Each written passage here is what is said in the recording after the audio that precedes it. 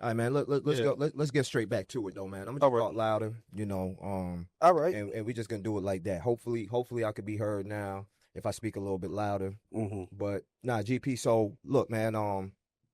2025, amazing year for us as an organization. Amazing year for y'all as an organization. Mm-hmm. And now here we are. We're in 2026. And I know a lot of people are dying to know what's in the future for kickball. You know what I'm saying? How are we looking in terms of what's next? We know that y'all got the You moving fast, dude. Yeah, you're moving way fast. We supposed to we got to recap 2025. Yeah. Okay. Yeah. I said it was a lot of great things that happened in 2025. What you leaving out, bro? Okay. All right. Yeah, man. We coming off Hey, man, I'm in a few minutes, man. You got to put your cup down. Okay. All right, man. Listen, man. Hey, Kenny, man. We got a whole set game plan. That's what we do. He came here. You see this right here, right? Man, look. No. Go ahead.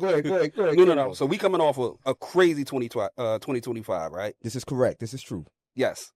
Most events we ever did? Up to date? Yeah. Most money we ever paid out? Yeah. All right. It's true. This is true. Yep. Most money we ever paid out, 2025, most events we've ever done. How y'all feel about how y'all did and how your 2025 was? Well, I'm gonna go ahead and go first and talk about legacy sports first. First and foremost, I don't think I introduced myself. I'm GP. I'm one of the probably the least important owners of legacy sports, along with my co-CEO Tasha Hill, and we're based out of the DMV area, and we do kickball, we do softball, we do cornhole, but I'm gonna go ahead and recap on our 2025 as far as kickball is concerned.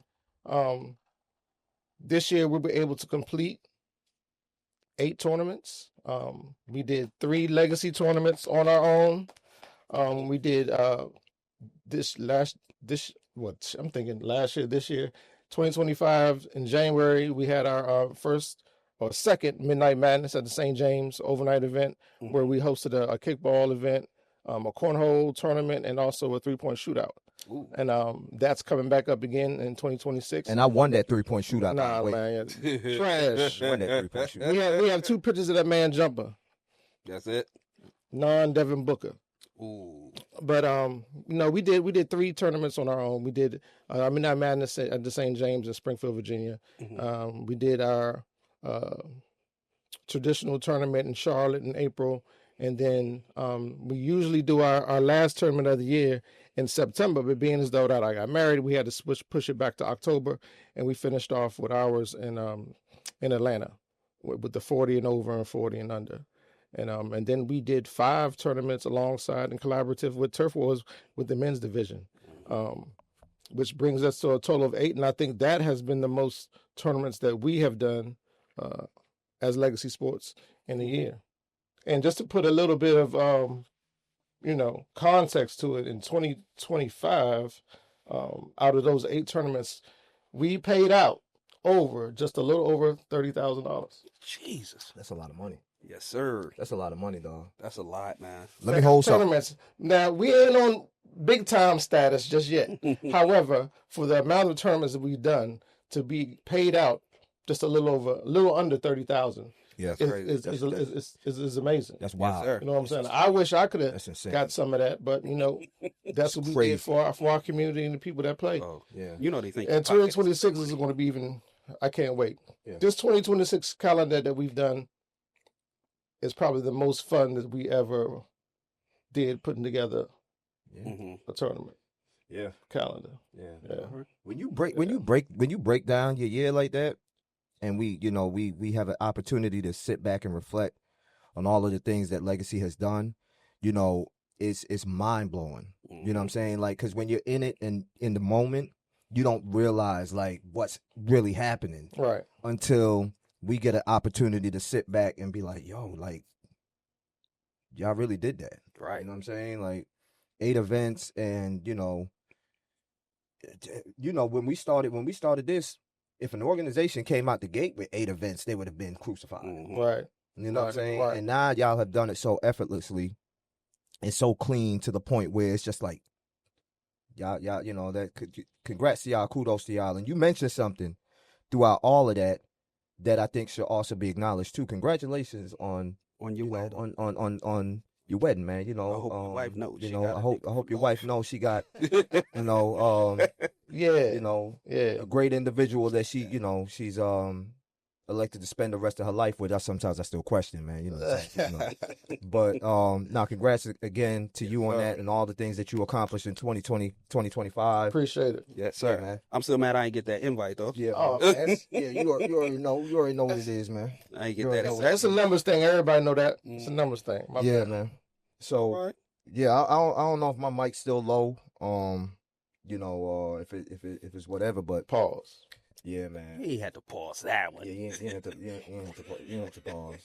Yeah. Yeah. Hey, everybody know a little mic But- don't work. But I'm Hey, yo. gonna try to speak up and try to talk louder. Okay. Because you know some of the people in the comments they still asking about my mic. If not, man, It's can nasty Yeah, now work. we're not switching. We not Nasty switching. why work. not? Cause man, Nasty Man, work. you wanted to sit there. You was over here and you was good. And then you're I want to sit over there. You want But then that would have been no fair to GP. So you know, You made the decision. all right. So 2025, man. Mm-hmm. Let's Turf Wars let's- 2025. Yeah, let's talk about Turf Wars Yes, 2025. sir. Turf Wars 2025, I think was an amazing year for us. You know what I'm saying? We came out the gate, especially like the Q1 first quarter. Mm. We were very intentional about building a community. You know, we knew that that's what we wanted to do. That's what it was going to take in order for us to see our way to the next level. We wanted to build a community, and what that means is, all right, we have to be more present on social media. We have to, you know, do the due diligence in terms of getting out to the masses and allowing our TV and media to stand for something, to mean something. You know what I'm saying? Because prior to that, in years before, we'll be on TV and we'll do these things, but was it converting to actual new players and new teams coming out, playing and participating and things like that? And we didn't feel like it really was to the point that we wanted to see it. And so we were very intentional at the top of the year in terms of like, hey, let's build this community. And I think we did an amazing job of doing that, especially through our social media team. You know, shout outs to Trent, shout outs to Ty. You know, without them, I don't think that we accomplished that goal of building our community, especially on the social side. So I'll start there first and foremost. Mm-hmm. You know, from beginning of the year to end of the year, over 120 million earned media views. Mm. And what that means is nothing paid, all organic. You know what I'm saying? Like 120 million views on social media. So for us, that has helped us check the box in terms of really establishing a strong presence in the digital space Mm-hmm. and being more, you know, at the forefront amongst them. But when you talk about a lot of the things that we accomplished in 2025 as well, we elevated and it took another step. Because prior to 2025, yeah, we was on ESPN and yeah, we was on TV. But what a lot of people don't know is we doubled the number of ESPN events going in from 2024 into 2025. Right. So not only did we establish a stronger and a more profound social media presence, but we doubled the number of ESPN events. Then we took it a step further and we almost tripled the number of tournaments that we did. Because prior year, what we did, like 6, Something like that. right? Okay, so we almost doubled, not triple. But we did 6. We come into 2011, we was like, fuck it. Mm-hmm. We do 11. Mm. You know what I'm saying? And so for us, it was like, and it was an 11 that didn't even feel like 11. Nah. We entered new markets, new territories in Vegas and, you know, doing things like that. So for us, Austin, yes, sir. Texas, you know what I'm saying? So for us, that was major. Mm-hmm. But then when you think about those type of things, for a lot of people, that would be enough, but that wasn't enough for us. You know, shout outs to Legacy for 8 events paying close to $30,000. And I'm gonna piggyback off of that. For us, we did 11 events. We paid $100,000. Mm. You know what I'm saying? To these teams and to these players and to these things. So like when you talk about the money that's being funneled back into the kickball community, we're doing a lot of that. Right. Almost 130,000 between both organizations. That's a lot of bread. You know what I'm saying? Let's see that number. And so yeah, and one of those tournaments being the largest kickball payout ever in 50,000. And might I add, the quietest $50,000 payout as well. Nobody say a The word. quietest- Didn't nobody thousand. say a word, but shout outs to my man Samir because I think he said it best. You know, we believe that I have my reasons for believing why it was so quiet. But what I'm gonna attribute it to is I believe that we've normalized abnormal so much to the point where it's like, well, how do we celebrate this? Mm-hmm. You know what I'm saying? Ken, if you got a son and he comes home from school and like he's in kindergarten and Daddy, I made all A's, I made straight A's. You're gonna cheer him, you're gonna celebrate him, you're gonna love him. Mm-hmm. Imagine he does that every single year up until the time he's in high school. Right. By the time he's 18, Daddy, I made straight A's. It's Your normal. celebration ain't even gonna be the same as it was when he was in kindergarten. Exactly. Because it's normal at this point. That's what you're supposed But you're to be definitely doing. still going to celebrate the You consistency. can celebrate him, The the consistency, consistency, but it's like, you know, what else? what else? You know what I'm saying? So, you know, for us, that's how we believe, you know, we functioned and moved in this space, you know, and you know, it's given us the confidence and the ability to believe and feel like, well, what's stopping us from doing more in 2026? Right. You know, so yeah. All right. So that's what 2025 was for us. You know, 11 events. What was your favorite? What was your favorite event? My favorite event of 2025. That's a good one. Charlotte was my favorite event. 2025. That was the most memorable. That's Yes, the most memorable, sir. and that was Yes, my sir. favorite event because, for me, growing and elevating is all about also understanding when moments present themselves where you see the truth. Right.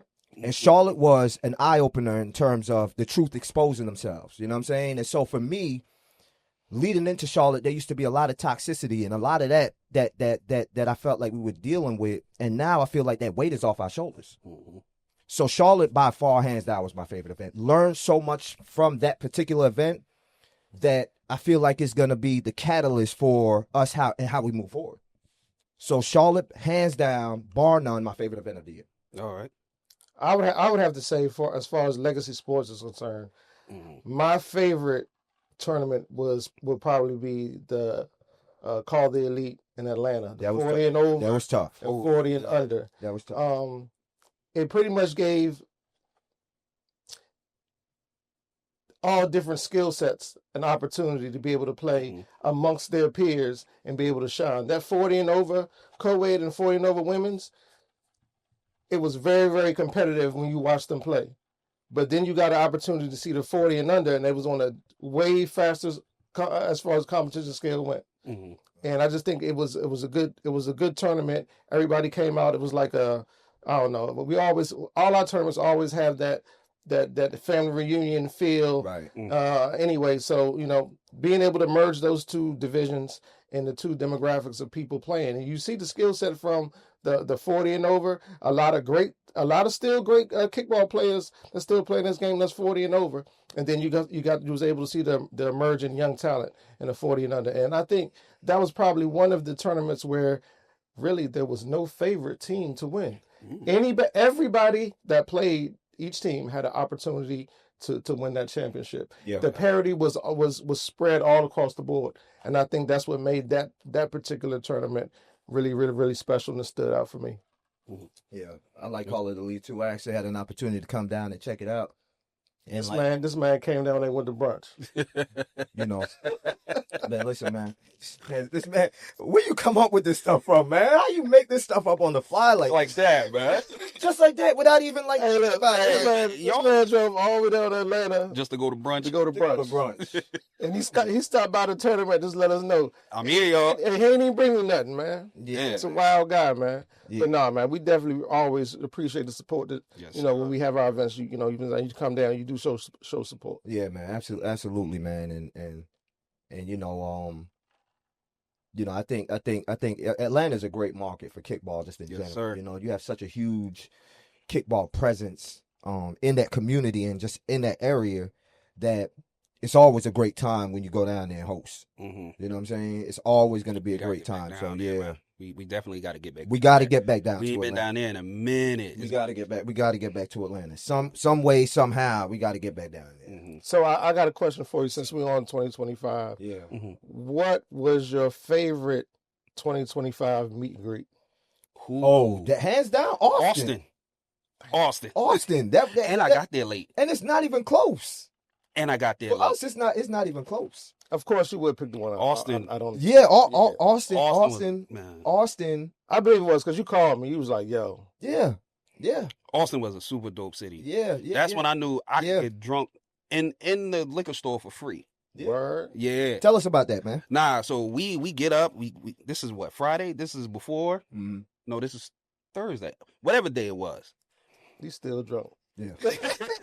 Nah, I just can't remember what actual day because I got there Thursday. We get up, we go to the liquor store. As soon as we walk in, they was like, yo, y'all want a sample? And it's 2 people. We get the sample from here, we get the sample from there. All right, cool. We go down the next aisle. Y'all want a sample? It's 2 more people. Now we done walk through the store. It's 6, 7 people just giving out shots. And we done circle. I done left the store drunk. Word. Off shots that they was giving out. I bought 1 bottle that I finished. I bought like a $30 bottle. I was like, yo, I ain't need it. I didn't need it because I was already buzzed. I was like, yo, y'all giving out shots like this for free in the liquor store while we shopping? Came up there to the meet and greet lit like a motherfucker. Lit. Yeah, it was the meet and greet. Lit like Because I got dressed. I'm thinking because they was like, yo, we about to leave. So I'm like, all right, cool. I done took a shower, got dressed. We go straight to the liquor store. I'm like, oh, I done got fly for nothing. Yeah. But then we end up going to the meet and greet, nice and lit. Yeah. What was it? What was the name of the meet and greet? It was a putt spot. Man, I forget it every single time. Putt. Because they had pickleball. They Yeah, had, I forget volleyball. I forget the name of the spot every single time. It was called something. It's not. Is it Pop Stroke? Pop Stroke. That's the name of it. Okay. It was Pop Stroke. Okay. Good night. Yeah. then they had the little fire pit. We got the little chairs set around the fire pit. It was great, man. I was lit. I ain't gonna lie. It was a dope meet and greet, man. You know, I think for us, a large part of the reason why we enjoyed it so much was because it was the last one of the year. Right. So we were very, hands-on and making sure that we made this one that was memorable. You know, sure. We wanted to close it off with a bang. And then the venue in Pop Stroke that we chose is one that's, I think, is perfect for our community because we're all competitors. Mm-hmm. We all like to compete, and this environment allows you the opportunity to do that, whether it's ping pong, sand volleyball, pickleball, whatever it is. Do they have mini golf out there? But they had the mini golf. So, like, everyone who came fully embraced the opportunity to not only look nice and come out and expect a good night, but be competitors that night. You know, we saw that. We saw it unfold that night, and I felt like that was our favorite meeting. That was my best meet and greet tonight. And it was so dope that I had an out of body experience, and I was like, I can't miss this moment. We got to capture this. We got to capture this moment, and that's where the video came. Yeah. But it was like, look, let's just get everybody together while we can, and that wasn't even everybody. Hey y'all, let's group up together real quick, and let's make sure we document this because this is a moment we cannot miss. You know what I'm saying? And from the organization side, when you throw in tournaments, that's so easy to do because you got so much shit going on that you miss the opportunity to capture everything that's going on because you're so busy. You're multitasking. Everything is going all over the place. You're a host. You're talking and making sure everybody good. You forget that moment to capture what's going on because when you go back and look at the moments, that's when you tend to appreciate it a lot more. Yes. Yeah. Hands down, this is for the second year in a row. The legacy meet and greet has been Stats. Good Charlotte. night, man. It's been Stats in Charlotte. Sick, man. Hey, look, listen. Sick. And it's from a total different type of engagement that y'all do, because y'all do a competitive engagement. Our engagements at our meet and greets be competitive, drinking. Y'all like the party. And smoking party, man. Any party, man. And listen. As long as it has somewhere to smoke cigars, what everybody else do is on them, man. Nah. You been to the joint in North Lake?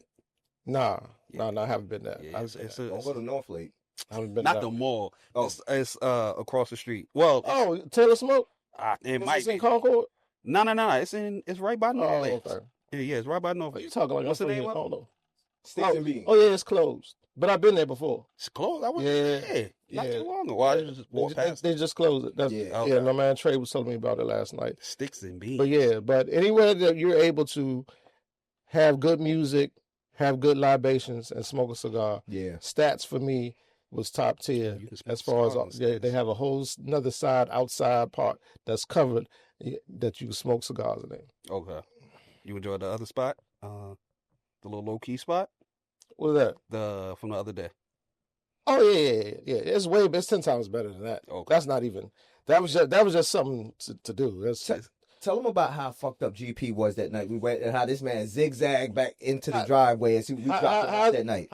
What driveway? I don't live here. You do. Yeah. What's your response to that one? Yeah. Man, I ain't got no response. Don't worry about it. That recording coming out Monday morning. Oh, you recorded that walk? I recorded him walking inside the house. Yo, I told you he did. We went to Blinders. Got your rabbit ass mind, man. We went to Blinders. We watched the Ohio State Michigan game. Yeah. Everybody was in there lit.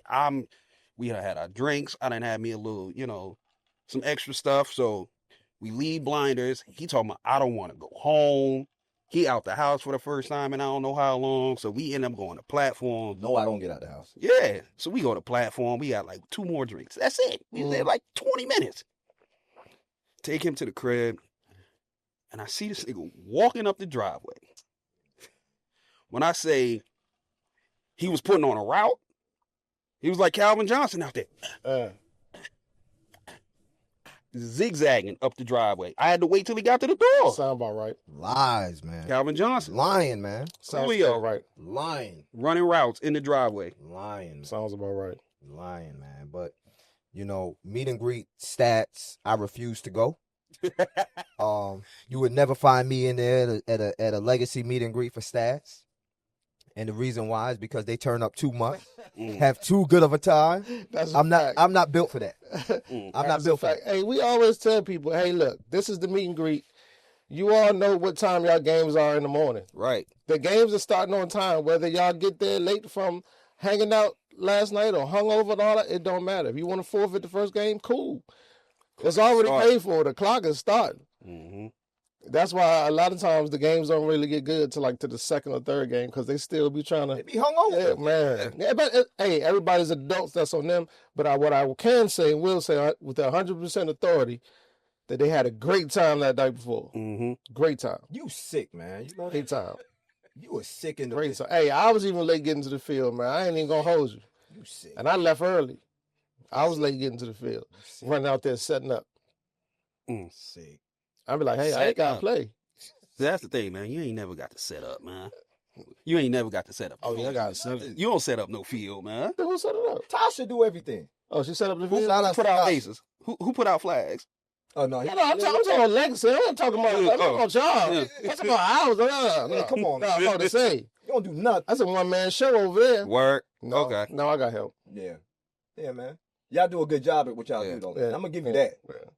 You be on that bullshit, but y'all do a good job. Oh, I definitely make sure I'm able to. It's a balance of both. Yeah, yeah. But you do a good job though, man. So I can't even, you know what I'm saying? I really can't even give you a hard time, as hard of a time as I want to, because I see how you switch that up. You switch that up. All right.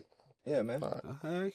So favorite meet and greet stats was for you. Mm-hmm. Yeah. Pop stroke for you. Yeah. Okay. San Antonio might have been the best. I mean, Austin. Yeah, might have been the best city, man. Austin hands down, man. Like that was. I've been to Austin. Yeah, Austin's dope. Yeah. Austin's dope. Yeah. They got a lot of good food. Yeah. That spot we went to was fly. I like that. And well, I ain't gonna say fly. The food was good. And look, and check this out real quick for anybody who's watching this on the podcast. I think it's a wrap for my mic, so I'm gonna just try to talk louder and allow. They still saying I can't hear you. Yeah, they still saying my mic low. So, I'm gonna just try to talk as loud as I can. My mic sound nice. Hopefully y'all can hear what I'm saying. But I think it's a wrap for the mic. That's bad. Dang. Check 1 2 1 2. Mic check 1 2. Can you on one switch? You want my mic? Oh shit! Man, stop, man. Y'all are nasty up here. Okay, I gotta make sure that the people hear what we got. What are you putting out before we get to 2026? So. Okay. Well, wait. All right. Well, go ahead. No. I was just saying, when you put out that 2026, the announcements and stuff, people gotta hear you. They gonna have to hear me, yeah, but we so. Switch. Come on, man. Let's switch seats. Come on, man. Come on, man. You gotta pay. You gonna have to pay that, man. Let's switch seats. Come on, man. Come on. Shit, man. It's time to get ice. Yeah, because you did that, man. Come on, man. That man Kenny did that, man. I get to sit near my buddy GP. Hey. All right, check your mic. Can y'all hear me? How they sound? Get my phone? Yeah, man. Your phone right here, man. Thank you, man. Talk about switch positions. Hey, yo. Pause, man. Come on, man. He said that. Come on, man. He said switch seats. Come on, man. That boy GPC. Nasty. Nasty motherfucker, boy. That man was Samir crazy, man. You a nasty. What'd You you a say? nasty somebody, man. Nasty somebody. All All right. So how's that? Is this better? I had the good mic. They only. Hey man, you got a TV land. Can y'all hear me? Nah, man, you gotta get closer. Nah. That's a good one. Yeah, that's a good one. That's a good mic. You ain't got to get Yeah, that. see, man, this is a good mic right here. Kenny, all you gotta do is just yell. Yo. Yeah, you just yell on the podcast and we good. I'm gonna yell into that mic over there. Yeah, man. Or I'll just tilt it. Pause, man. We'll angle it this way and then. We're not gonna cancel. So you gonna episode. hold on, you gonna angle it towards Kenny? Come on, man. Yo, we can't No. Mace this whole episode. All right. All right. So where we at? We was talking about. We was wrapping up 2020. Okay, 2020, 25. Okay, 2025. We talked about best meet and greet, your favorite meet and greet. Mhm. Talked about your favorite tournament. Yours was Legacy Call of the Elite Atlanta. Mine was Charlotte. You know what I'm saying? What was yours? I want to say San Antonio because I never. We didn't go to San Antonio. I mean, Austin. My Okay. bad. I got ice. Austin. I don't know why I keep saying San Antonio. Austin, because I never been there, so it was a whole new experience for me. So I was like, yo, that was fire. Charlotte was dope for its other reasons. Yeah, Charlotte. I love Charlotte, man. Charlotte was my favorite one. You know, and even when you talk about just activations and experiential, you know, with the Experiential. yeah, experiential. That's when you have, you know, Man on this TI shit. that's when you have Stephen A. that's when you have vendors and sponsors that come in and they add to the experience. So shout outs Tito's Vodka, shout outs Red Bull. You know what I'm saying? And these, I know. What we gonna, And these groups coming in though, these groups coming in and really enhancing the experience. You know, that's what you consider experiential, Right.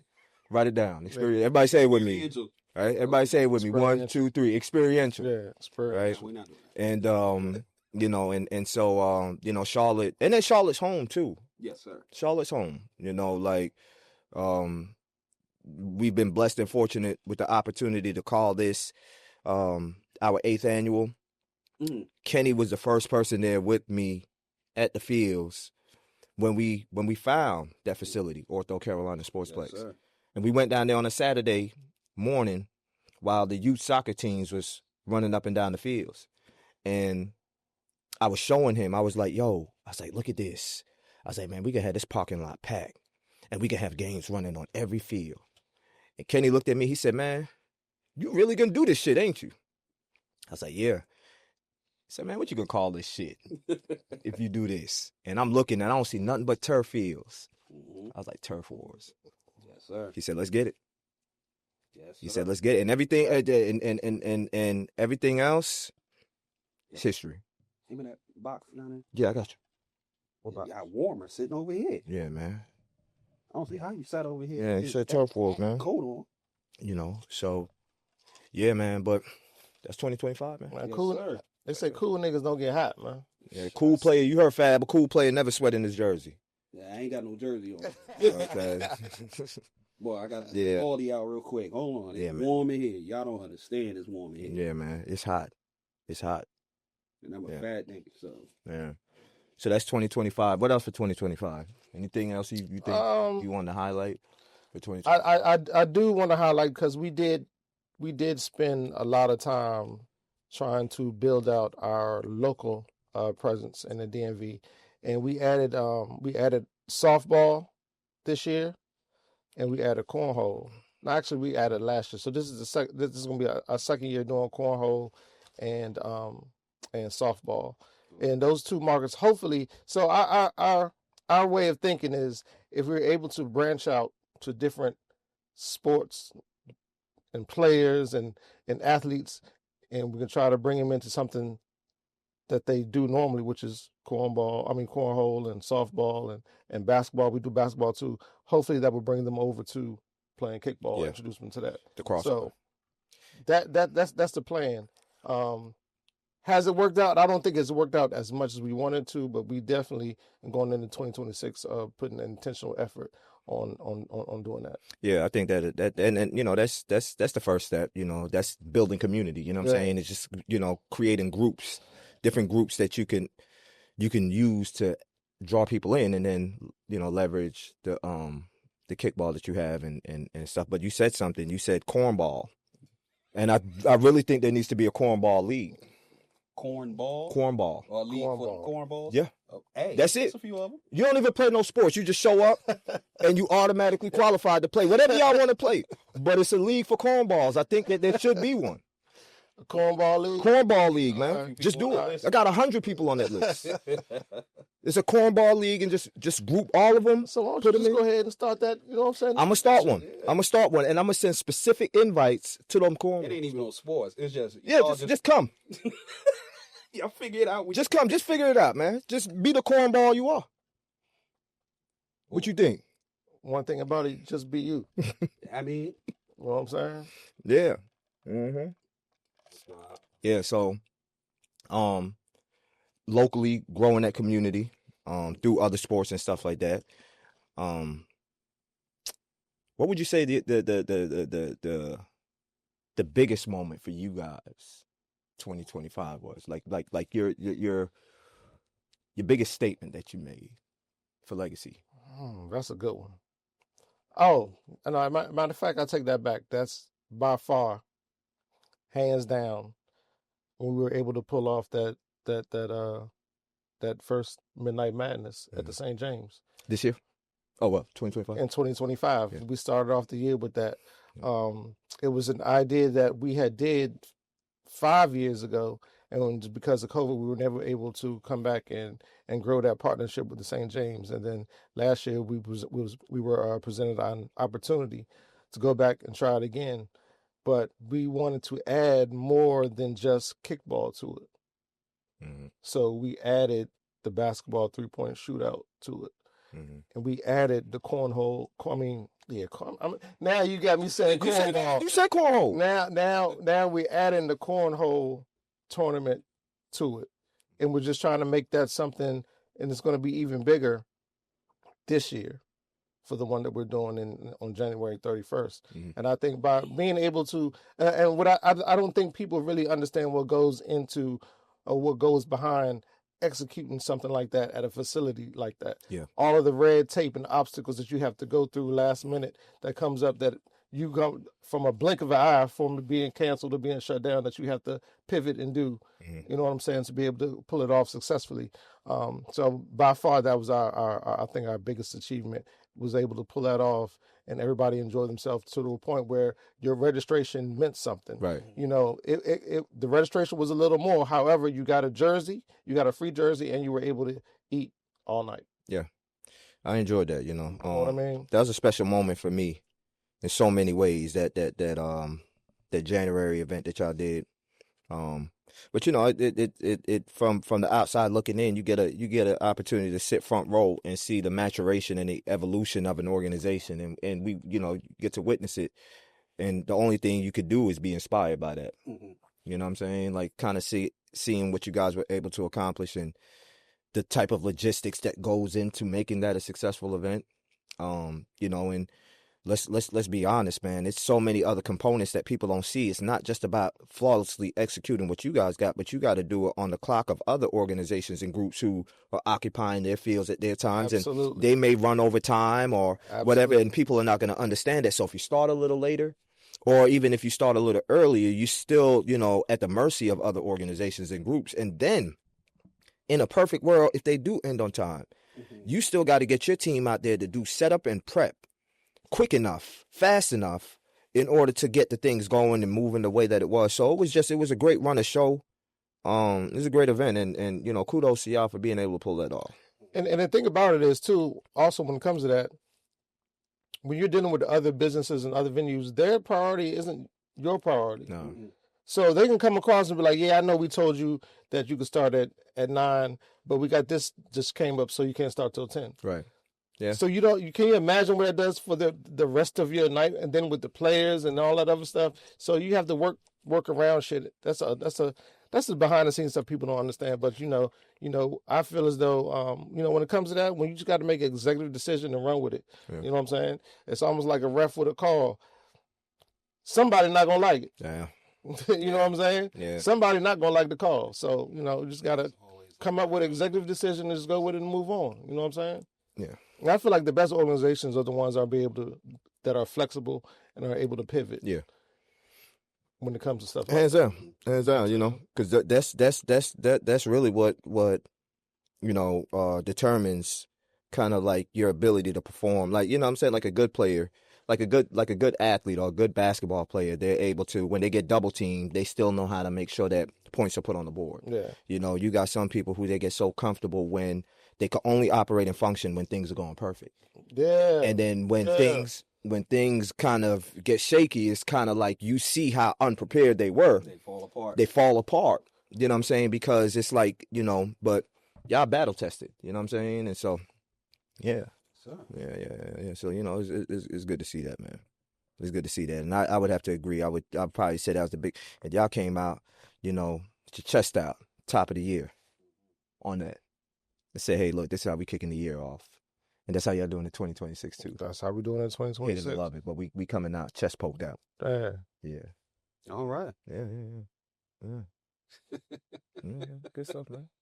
2025. Hey, Man, cheers, that was good, man. Drink to that. Oh, hey, hold on. Let me get mine. Yeah, cheers 2025. You joined a new club in 2025 too, man. What's that? You joined the Unk Club, man. The Unk Club. Yeah. Welcome to 40. Oh. But I still look like a YN though. That's crazy. That's the crazy part about it. Mm-hmm. My man said here, why you? Just like that? Yeah. He's wrong? my man. No, ain't nothing wrong. What's wrong with YNs dressed like that. My man That's said the here. thing. My man said here, why you? Yeah, man. Yeah. Young Unk. Yeah, I'm a YN. I'm a YN, man. Nah. I'm still a YN, man. Nah, you look like, you still go to work every day. Okay. You got responsibilities, man. I mean, but here's the thing. Every now and then you may catch me in the Pooh Shiesty mask just on some. If you wear a Pooh Shiesty mask, It's cold outside. That's it, no man. excuse. That's it. That ain't no excuse. I wear the Pooh Shiesty mask. This man wear the Pooh Nanny mask. What is that? What is the Pooh Nanny?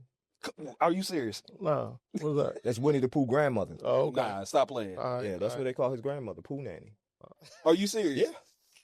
Yeah, that's what You believe in this dude, man? That's Winnie the Pooh's grandmother's name is Pooh Nanny. Okay. Stop it. You talking about wearing the mask. I was like, shit. Oh, yeah. It is what it is, but yeah. Nah, but you know what? I think, I'm gonna answer my own question real quick, and then 2025, our biggest moment. I think it has to be the 50,000. Has to be Corey LaJoy. Has to be. There were so many obstacles and roadblocks and hurdles and bullshit with that event that we had to overcome, and it started really when for us, we were approached by Corey and his team, his amazing team, to help him put together a vision that he had. You know what I'm saying? And he told us straight out, flat out. He was like, "Yo, I want this to be the biggest kickball tournament ever." I was like, "Okay, well, how do you plan to do that?" He was like, "Well, I want us to pay more money than ever before." I was like, "Well, how much?" 50,000. And I'm looking at him, I'm like, that's a lot of money to be paying to players and athletes that has never competed for that amount of money. They've never even competed for, let's just say, more than half of that. You pick your favorite organization, and what was the most they've ever paid out, right? And however much it is, double it is what we did. And so, like, I was like, okay, well, that's damn near tripled it, bro. Damn near tripled it. Yeah, that's a reach, but okay, let's do it. And so, obviously, understandably, with Corey and his team, they had a vision in terms of the way they wanted to see this event ran, because it's been running this way for years. Right, for years.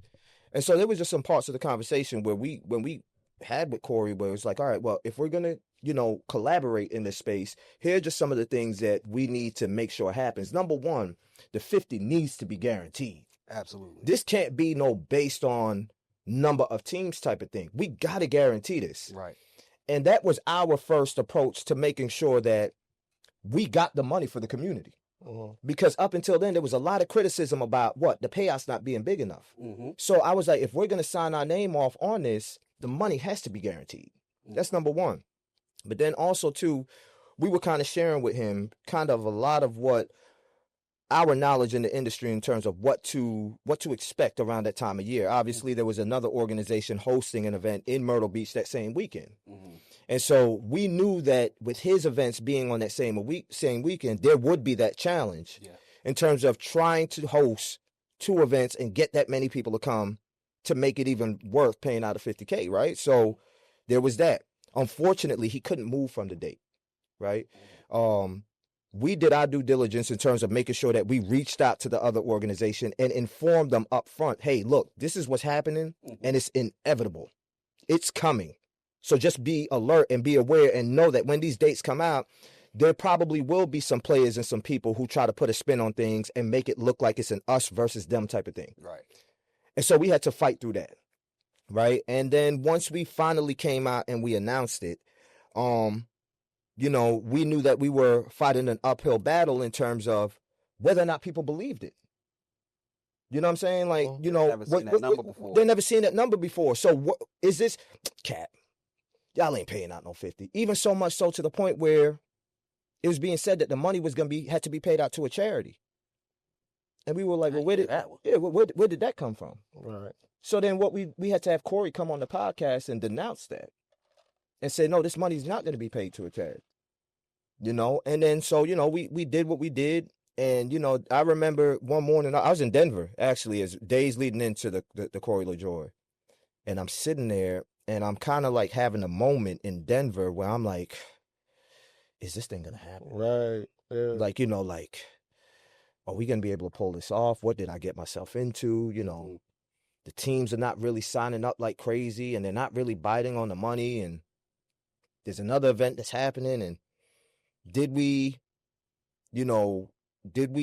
kind of come out a little too strong with the stipulations and regulations and things like that? Man, I questioned everything we did. Right. And I was like, you know what, man? Fuck it. You just got to put it out there. Fuck it, man. You got to do it, man. Mm-hmm. What you going to do? You going to cry about it? Nah. Can't cry about it. So let's get out there and let's finish what we started. Mm-hmm. And that's what we did.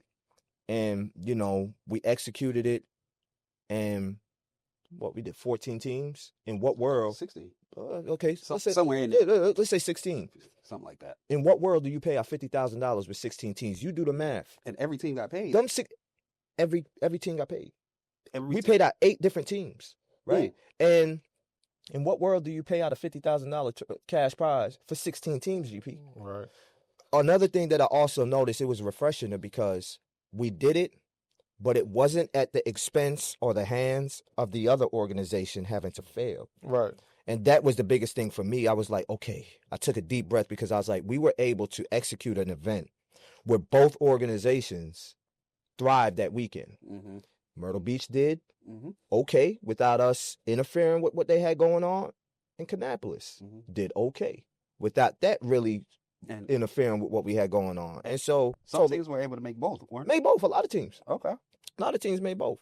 You know, we just thank all the teams that trusted and believed in us that we were going to be able to pull this off. You know what I'm saying? Because there were some teams that pulled out. Mm-hmm. They told the story for us. They didn't let us tell the story. They told the story.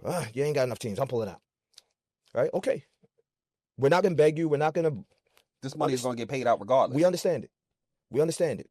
And every check cleared for this event. How did that feel for you writing them checks? It sucked. I hated it. Boy, he called me and told me, he was like, when that money hit and he had to send it out.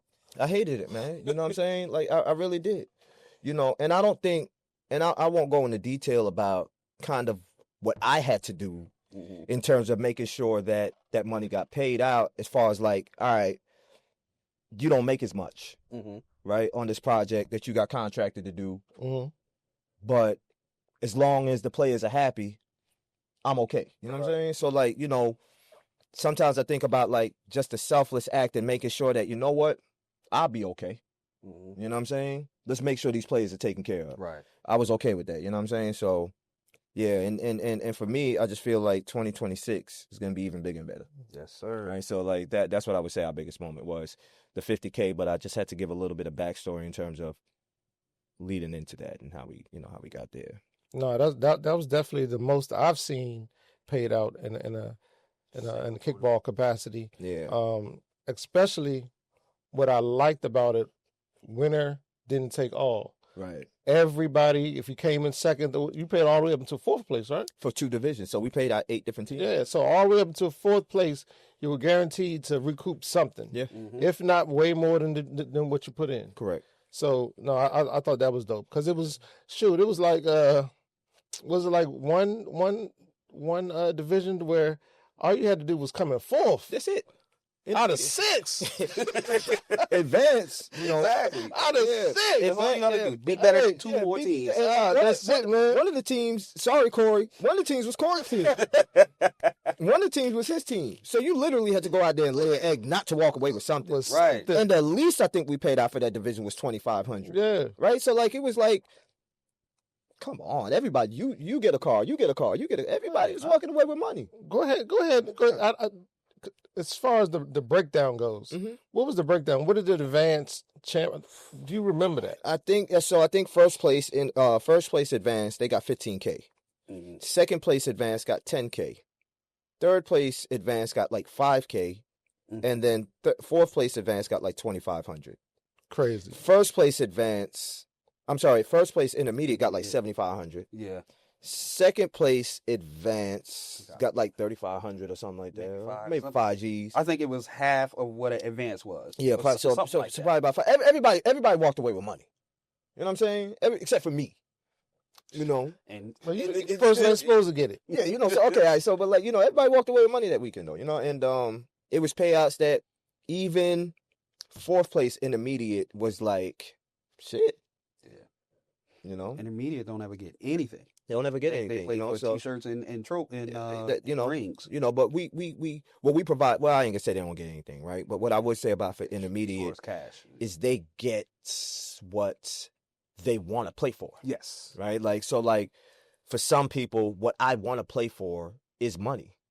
I know the division to go to play for that. And there's some other people that say, I don't really care about the money. I just want to play. I want to play and have a good time. Have a good time. And if we win, I get rings and I get shirts and I get these type of things. This is what I want to play for. And so for us as an organization, we have to be very understanding in not changing that and not deviating away from what we've been shown from the community, what they are wanting to play for. Right. You see what I'm saying? Like, exactly. And so once you start getting into that space where you start trying to disregard what the player is telling you, then I think you're heading down a slippery slope. Yeah. You know what I'm saying? We definitely got to take their opinions. Yeah. They tell us. Got to take it into consideration. They tell us. They're the ones playing. They tell us in what they show us. Right? Like, so you go into a store and let's say I got a clothing store. And on this side of the store, I got all white T-shirts. And on this side of the store, I got all red T-shirts. And every customer that comes in, 90% of them are going to the red side. They're buying red shirts, buying red shirts, buying red shirts. The white shirts are just kind of just hanging on the rack, right? They're just staying there. When I re-up and restock, would it make more sense for me to buy the shirts that are just sitting there or buy the shirts that are selling? Shirts are selling. Okay. So, and if I buy the shirts that are just sitting there, am I listening to the customer, what they're telling me, and based on what they're showing? What they're showing. Based off action. Okay. So, like, it's just as simple as that cut and dry, man. Like, sometimes it's just that it doesn't make sense in trying to, what they say, reinvent the wheel. Yeah. Right? So, there's that. All right. Yeah, there's that. So, yeah, that's 2025. 2025.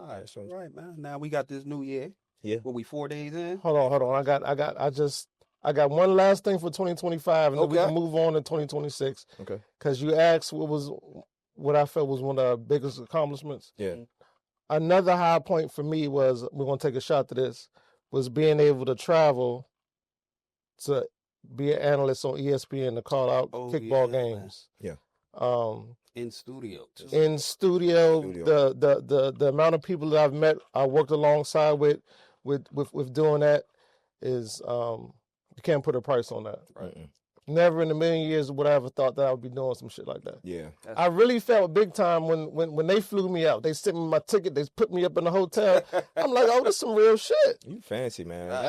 It must be nice. I had an amazing time. It was like, it was work related, get in, get out.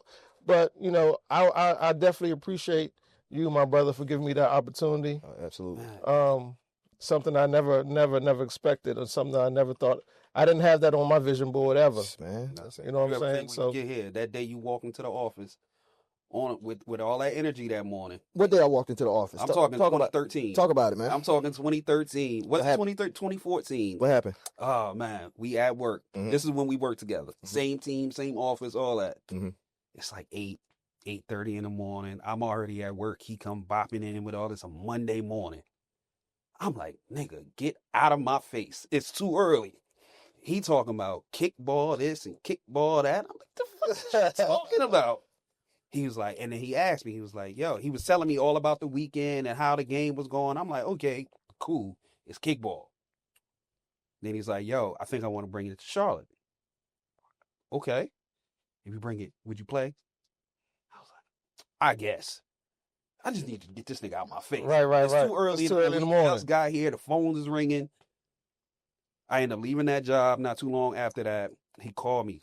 Maybe like June of 2014.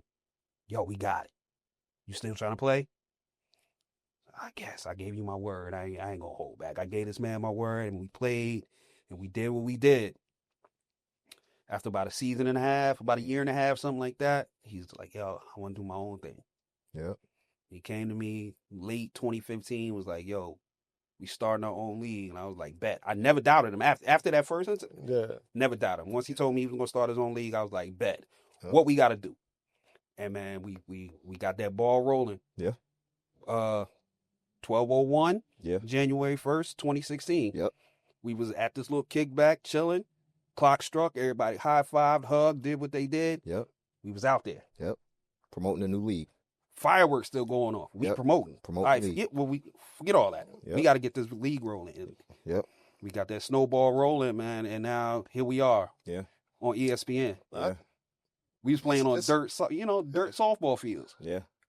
Yeah. Now we on ESPN. In a short amount of time. Yeah. Yeah. Very short. You know what I'm saying? And so to answer your question, GP, nah, I never saw it. Never saw ESPN. Never even envisioned it. Never imagined it. Never really set that like on our radar. You know what I'm saying? Just kind of like how you never imagined that you'll be getting flued out to be in studios, right? Like I never imagined that. That would be something. But I think God had a plan for us, and it was just a natural part of the process. It was a natural evolution, all organic, and I think that's why it's transpired the way it has, because we've been walking in our purpose. Yeah. You know what I'm saying? We legit, it's like, all right, what's next? Mm-hmm. You know what I'm saying? It ain't like when I ain't never came in, I didn't come in the office that day. Yeah, we're going to be on TV. We're going to do, man. No, he just wanted to play. Just wanted to play. Just wanted to play. And things just naturally. It yeah. morphed into, and it was like now when the opportunity presents itself, and I'll be honest with you, even with, like when we first started, if ESPN was an opportunity that presented itself when we first got in it, we wasn't ready for it. Hell no. We wasn't ready for that. Mm-hmm. We didn't have the money for it. We didn't have the audience for it. We didn't have anything. The know-how, yeah. So nothing happened before its time. Right. Before it's supposed to. You know what I'm saying? Yeah. And even now, like even when ESPN first presented itself, it sounds good in theory, like, oh, we gonna be on TV. Mm-hmm. Until they send that contract and you see what your obligation and commitment is to making sure financially that this production takes place. And so you got a lot of people that be like, yeah, I want to be on ESPN. They're, cool, here's the contract. And then yeah, exactly. How am I gonna make that work? How am I gonna make that work? Mm-hmm. What I did was I was like, let me see. Okay. And I signed it. You know what I'm saying? I signed the contract. You called me about that too. Yeah, I signed the contract, but that was me forcing myself to say, don't run. Mm-hmm. Yeah. You asked for this. Yeah. Don't be scared. Well, don't be scared. You know, so ask for the opportunity. This is what you asked for, right? So now, here, the ball's in your court. Mm-hmm. And that made me work because it was like, all right, now I signed the contract, gave it back to them. They signed it, said, here's your copy with our signature. And I'm sitting there scratching my head. I'm like, okay. What we gonna do? Showtime. Right. It's showtime. But that goes back to the point where you came up with, the legends never die. Yeah. To the point where we're talking about ESPN like it's going out to get a cup of water. Mm-hmm. Yeah. He got used to it now. Yeah. That's great. There's not no focal point on it no more. Now it's just like, all right, what cities we doing? What cities we got ESPN this year? Yep. Now that's what it is. Yep.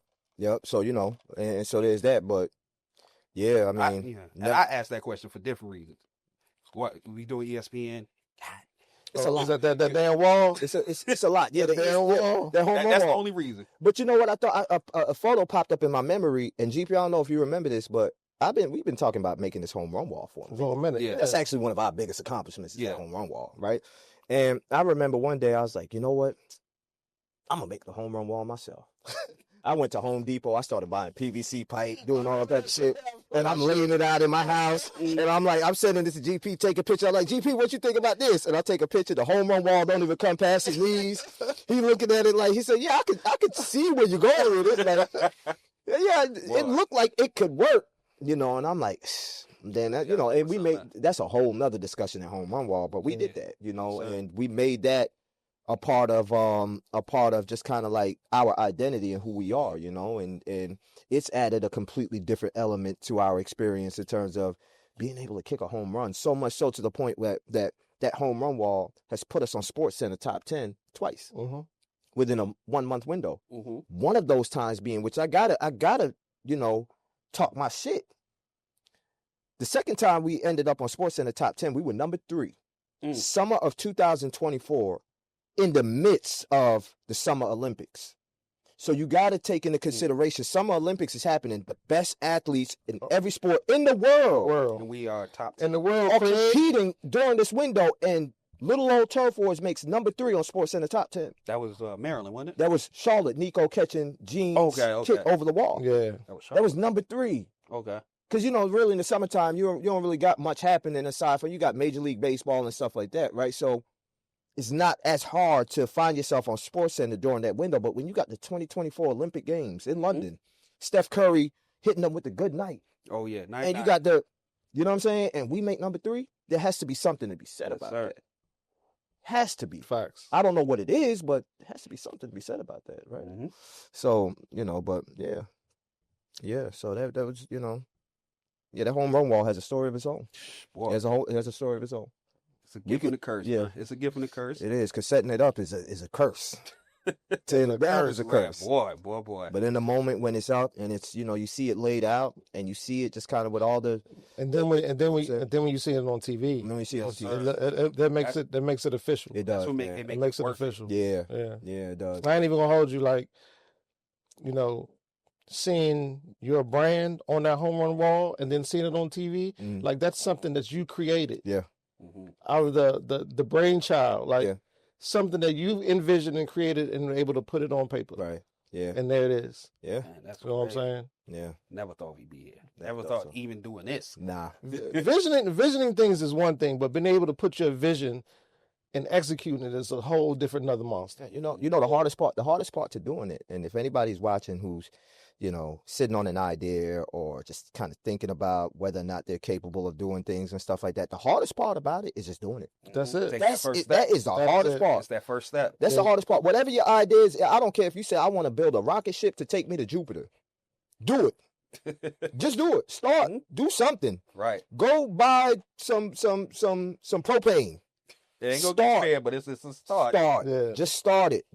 That's the hardest part. Just don't sit on an idea. Just do it, because you never know where that idea is going to take you and where you end up. You never know. Right. You don't see it today, but trust me, if you stick with it, you're gonna get it. Right, you're gonna get it, but you just can't sit on it. Pause. Hard pause. Yeah. Exactly. You can't. Exactly. You just can't do that. And I hope that we serve as examples for that. Yeah. Because just wanting to play to this. I'm gonna tell you, I ain't nobody. I'm gonna tell you that now. Nobody's special to the point where I can do things that anybody else can't. Right. You know what I'm saying? Like, would they say that everyone has the same 24 hours in a day? Yeah. It's what you choose to do with your 24. Yeah. Right. So it just is like, it's like, all right, we can start a league.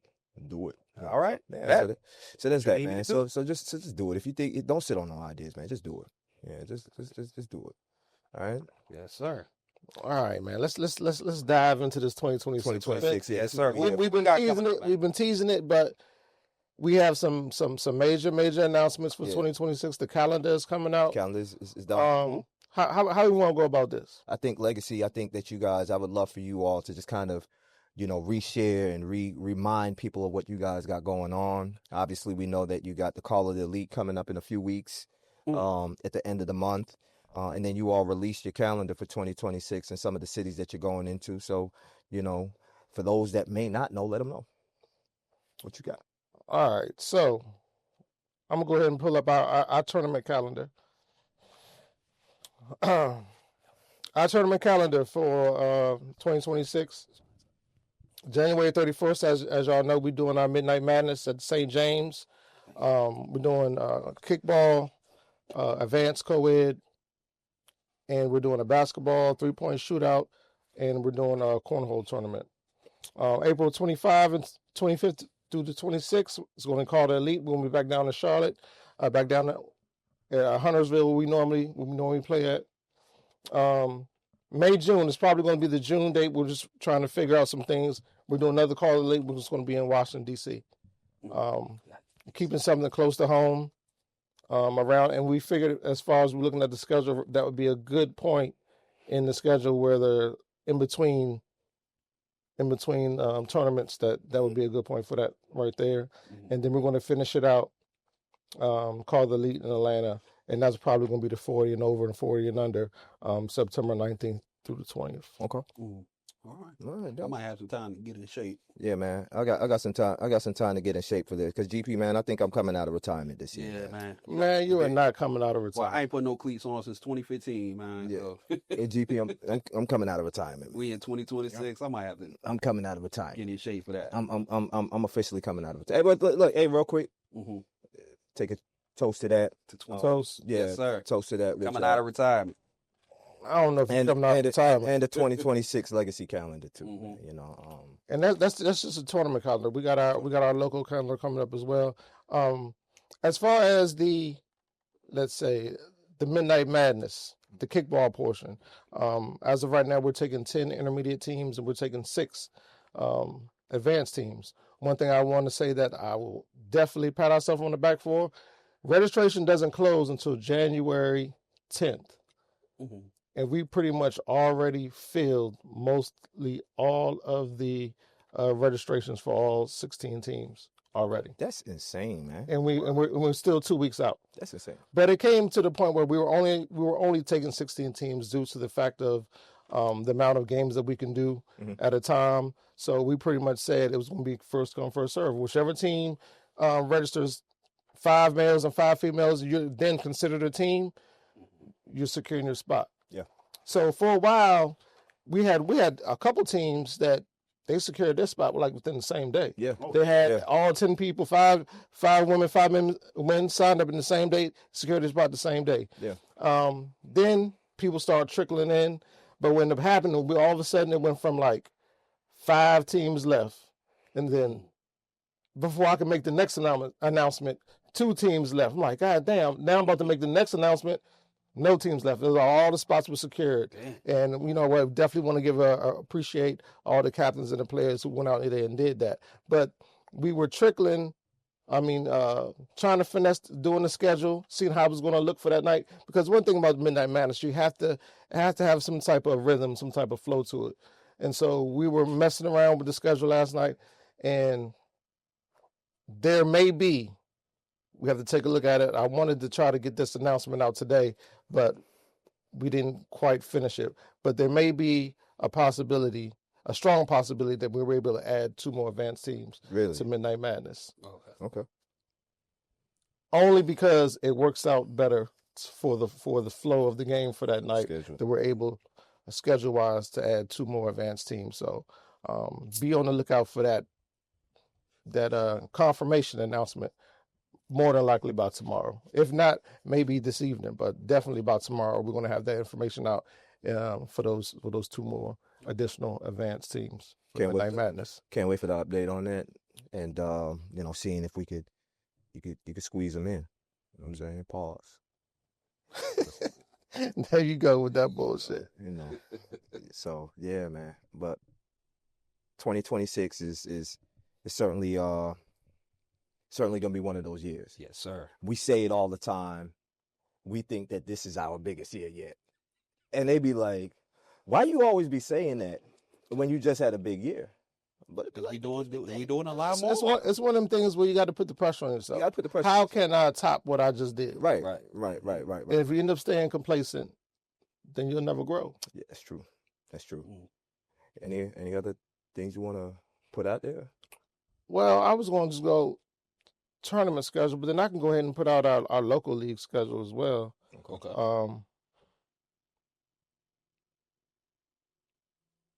I'll put that out. I'll put that out later. Okay.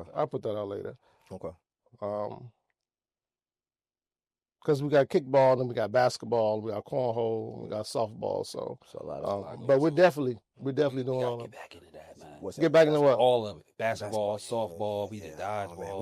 We used to do that locally here, and it was fun. Yeah, And the basketball league, it was a lot of fun. The dodgeball league we used to do, it was a lot of fun when we used to introduce. Force me into that one. Yeah, man. You know, my rotation. Dodgeball exudes a lot of fucking energy and effort. It does. You get to the point where, like, man, just get me out. Right. Yeah. I'm tired as fuck. Getting hit and trying to dodge, and I got looped into that by accident. yeah. I came to work, and they was like, "Yo, they need somebody.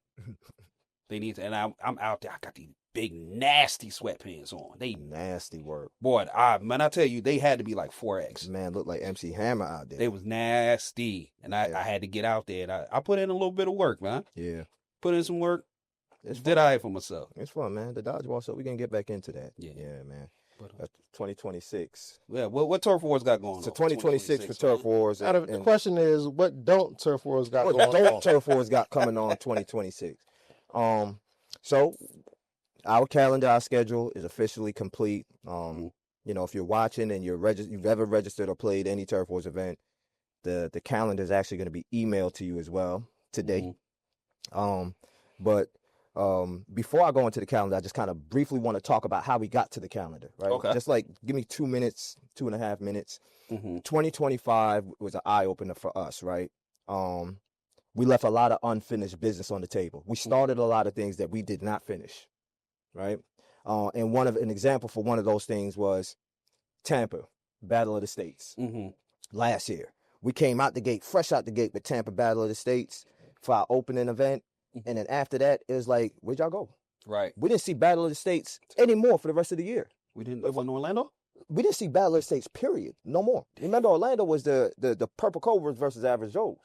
We did not do another Battle of the States. So that was kind of like, we left that in kind of like La La Land. Yeah, we can't do that. Right? Then what else did we do? We did Midnight Madness in Vegas. And then we had teams came out, perform for Midnight Madness. And then it was after that, it was like, hey, where's the next when y'all gonna close this out? Y'all keep opening, but y'all not closing. Right? Then we saw a lot of the special events that we were doing, whether it be the Ocho event, the Corey LaJoy event, what have you.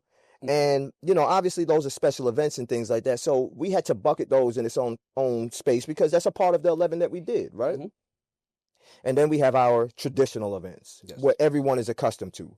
The 4 divisions that we traditionally offer with the 4 pool play games and events. So essentially, our calendar is broken into 4 distinct pillars. You got Battle of the States, you got Midnight Madness, you got your traditional formats, and you got special events. And so when we were coming into 2026, we knew that not only did we want to kind of continue to offer these things, but we wanted these to close out as well. So now you're going to have a Battle of the States open, but guess what? You're going to have your own Battle of the States Nationals too. You're going to have a Midnight Madness open, but guess what? You're going to have your own Midnight Madness Nationals too. You're going to have your traditional format tournaments, right? But guess what? That's going to have its own nationals too. And then they're going to be sprinkled in with some special events. And for us, the mindset was this allows for every single tournament that we do to have its own identity.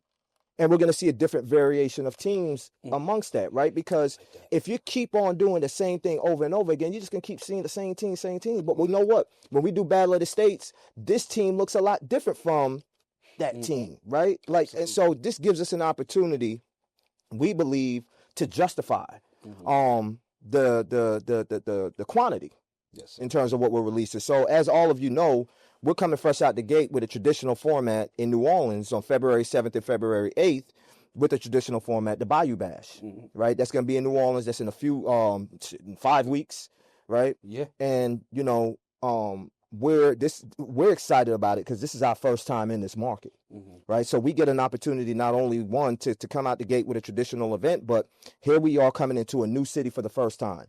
Now, I'll be completely honest with you. Locally, you know, we've never hosted there. We've never catered to any of the teams locally there. Would have loved for a warmer embrace, you know what I'm saying, coming into that city. But I'm okay with where we're seeing registrations at right now. You know, I think we're on pace to see traditionally a 20 to 30 team tournament, which is a very respectable tournament for us. Right. So in a new city. In a new city. So I'm okay with that. Our next tournament coming up after that will be Tampa, Florida, Battle of the States.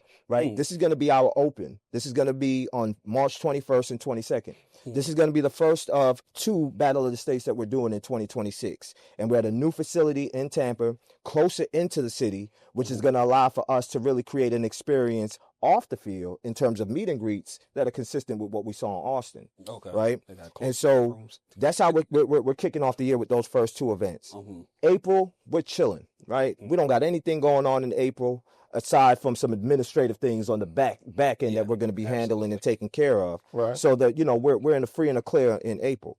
But May, we're coming out the gate in a city that we've never hosted before. We're in Manhattan, New York. Right? And so May 16th and 17th, meet us in Manhattan.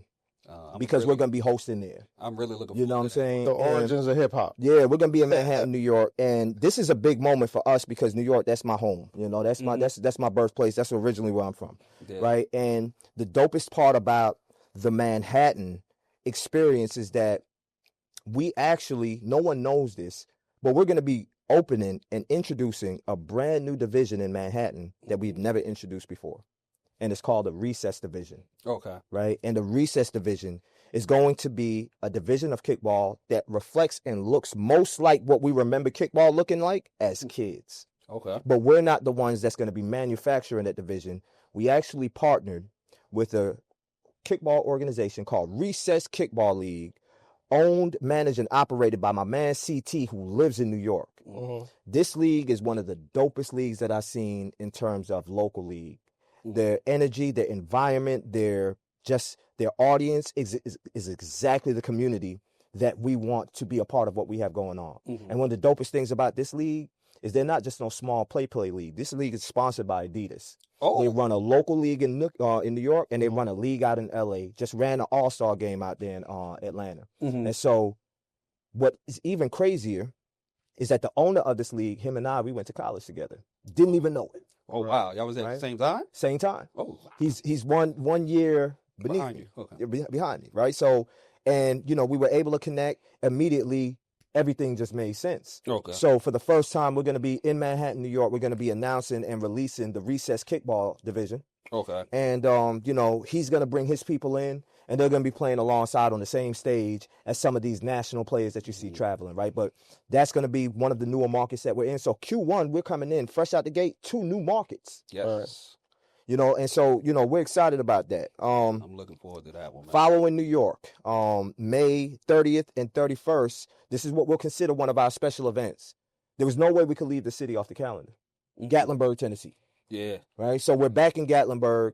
Gatlinburg is going to be considered one of our special events. And the reason why is because we're going to kind of change a little bit up in terms of the format, how we do things for this, because Gatlinburg is one of those retreat, cabin, laid back type of vibes, right? And so been there in the spring. Yeah, and so we just want this experience to kind of be like let your guard down and kind of relax in the mountains, Smoky Mountains, and do all of that. So Gatlinburg and actually enjoy it. You know what I'm saying? So Gatlinburg is going to be our May 30th and 31st. And again, there was no way we could put this calendar out and leave Gatlinburg off. Right. Yeah. There was just no way we could do it. We missed it. No, we was there early. We was there early last year. Yeah. So you know, so we did that, and that's going to be considered one of our special events. June 19th through 21st, we're coming back to Vegas. That's going to be our Midnight Madness Open, right? This is one of the things where we felt obligated to come back and do because we left some unfinished business on the table last year. But not only that, the facility, the community, Vegas as a whole was very welcoming to us and invited us back. Say, hey, we loved you guys. Like, are you coming back? If so, let's block these dates off for you. And so for us, this is also going to give us that opportunity to connect with our West Coast community and our family over there, right? Because sometimes we get so East Coast centric that we miss out on the opportunity to really connect with our family on the West Coast. The teams out of LA, the teams from Portland, the teams from Salt Lake, the teams from Arizona, the teams from Vegas. And so being able to host in that city Midnight Madness Open is something that we felt obligated to do. So we'll be back there. 4th of July, I think everybody knows we come to Maryland that weekend, right? And this is kind of like traditionally, this is what we've done for the last 3-4 years. I don't think there's much to be said about Maryland 4th of July weekend. It's either be there or be square type thing, right? July 24th through 25th will be in Mesa, Arizona. Mesa, Arizona, middle of the summer in Arizona. This is our Midnight Madness Nationals, right? So, and the dopest part about this is going to happen at that first facility that we were at. Used to be called Legacy Sports Bar.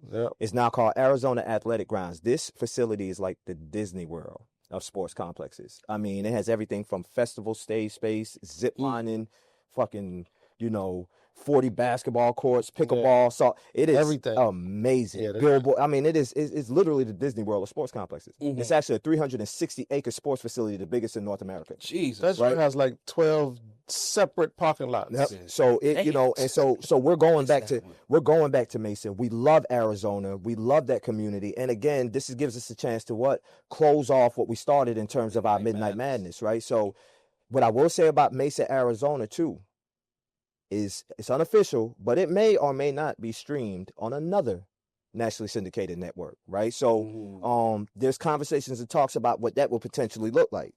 Mesa, Arizona will then be followed by Orlando the first week of August. Now, while I can't say what the first week of August is technically, we all know traditionally what that is, right? So we'll call that a special event. But this year we're taking a different approach in terms of who we bring in to showcase that experience on national TV.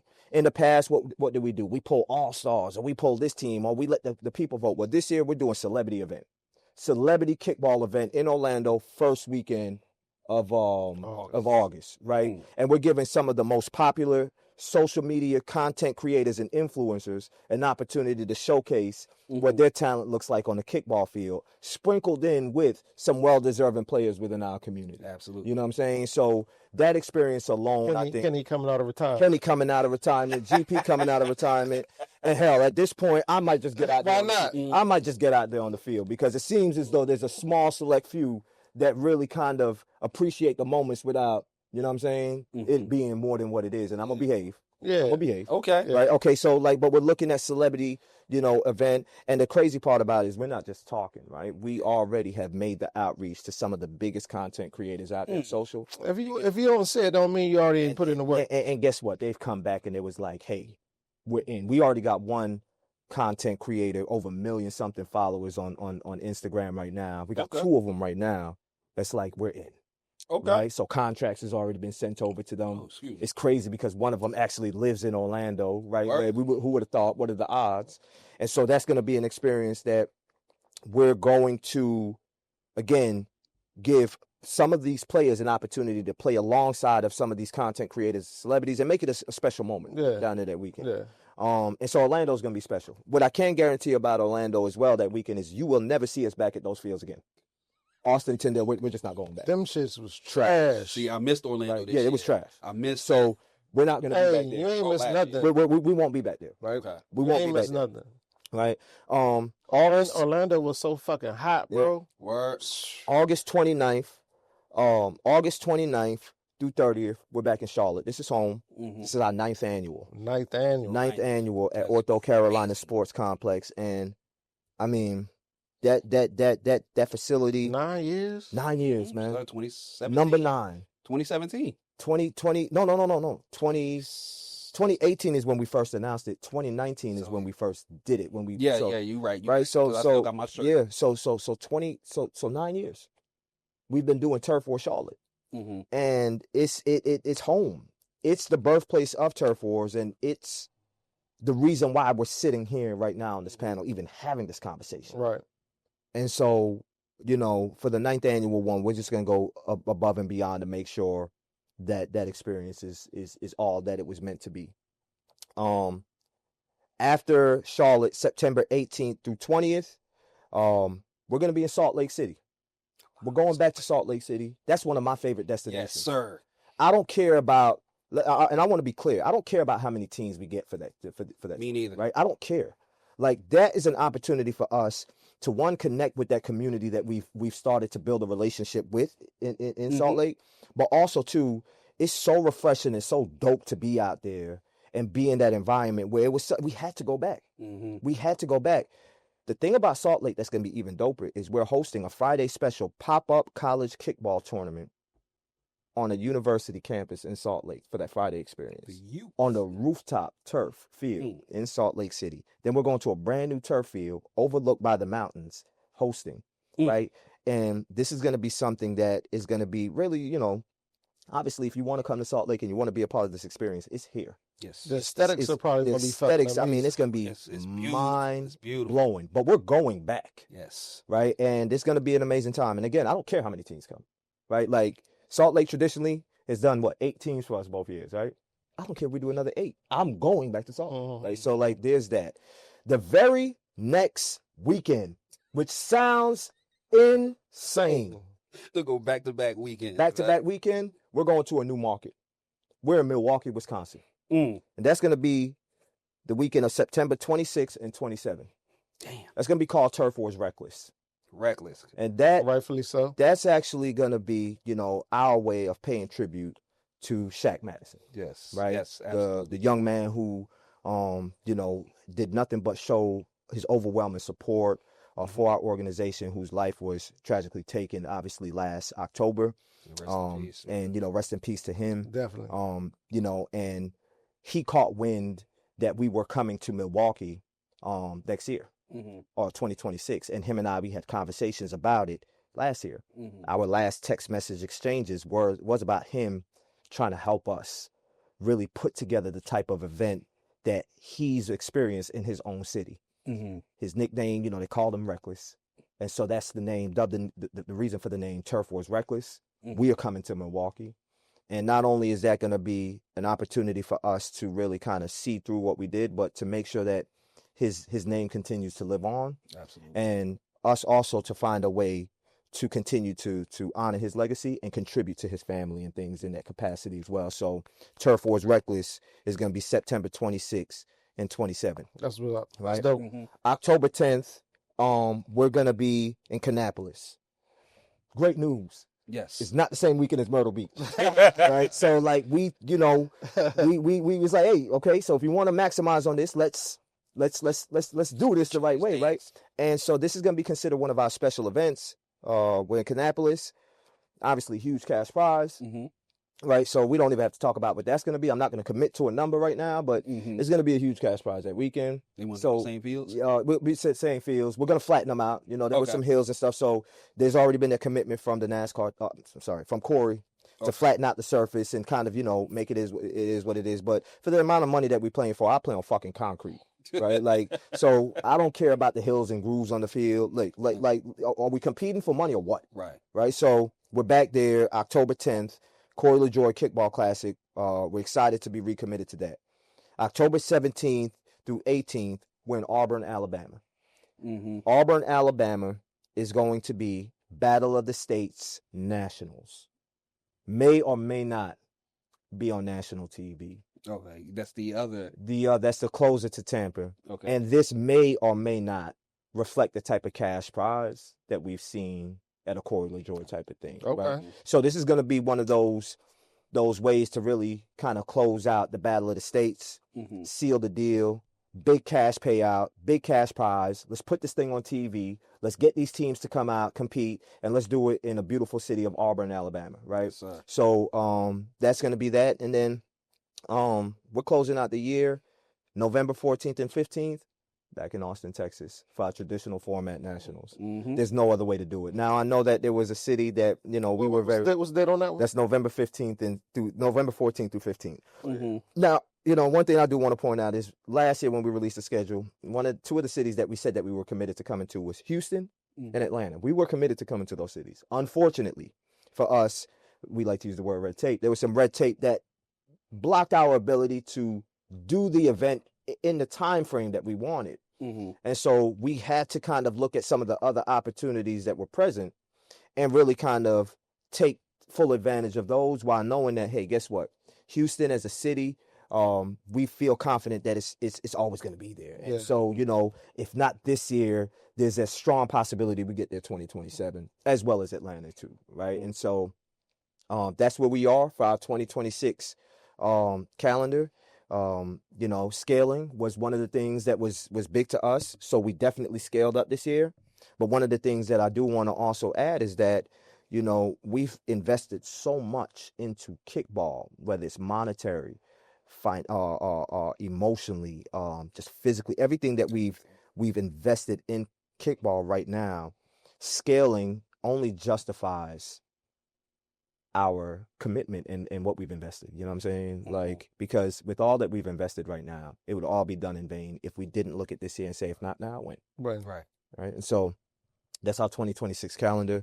We hope that you all are excited about it. I know that we have a lot of tournament dates. We have a lot going on.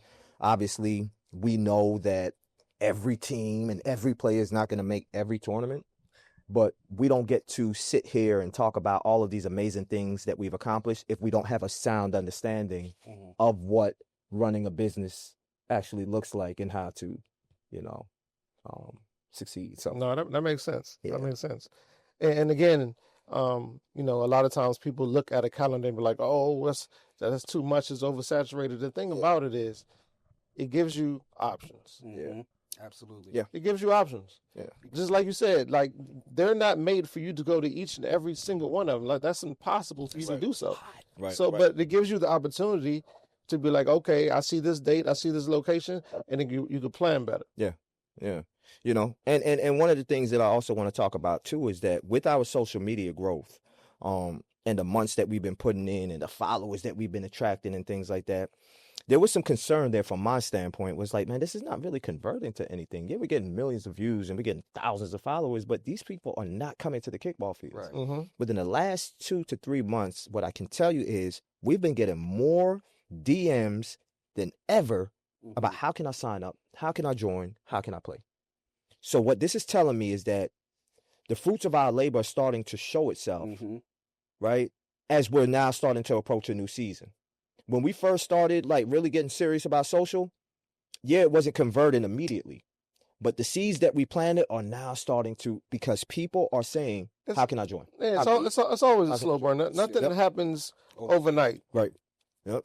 It's a process. Yep. And so, yeah, and so we're, you know, we have a team now just to manage DMs and comments because it's coming in. It's too fast. It's just too much like for that. One person to handle.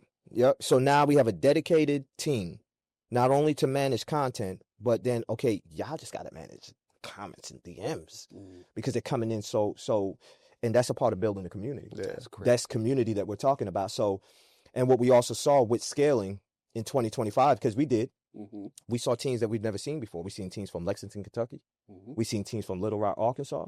We've seen teams from Asheville, North Carolina. We don't see those teams if we only do 4 events. Right? Or 5 events.